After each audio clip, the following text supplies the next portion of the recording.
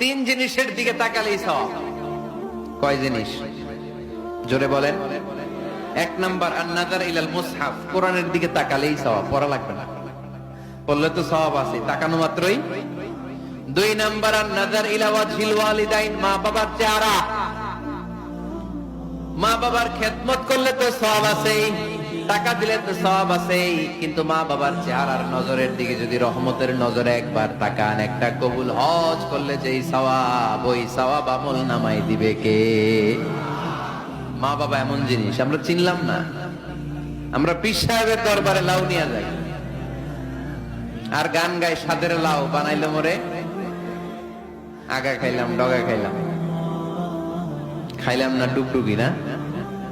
তো কই লাউ নিয়ে যান আপনি, কই হাদিয়া নিয়ে যান? আসল পীর সাহেব তো আপনার ঘরে। আপনার আব্বা সবচেয়ে বড় পীর সাহেব, আপনার আম্মা জান আপনার জন্য